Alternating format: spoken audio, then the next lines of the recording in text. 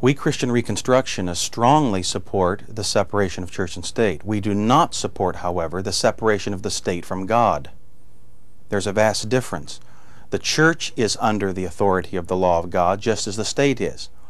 We're not looking for an ecclesiocracy, the rule of the church.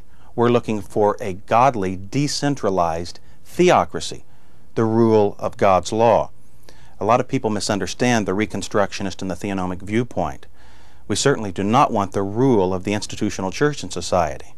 We don't support medieval notions like that. We simply believe that the law of God should govern in society.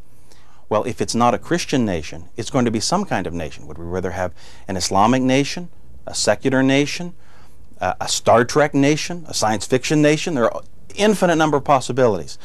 There will be some religion that will be enforced in society. We believe that it should be Christianity. And when I say enforced, I mean within the narrow limits of the law of God, not a heavy top-down bureaucracy. The purpose of civil government is to enforce the law of God appropriate to its sphere. I think that's the way that we should frame it. We read in Romans chapter 13 about the responsibility of the civil magistrate. He is to punish civil evil and protect the righteous.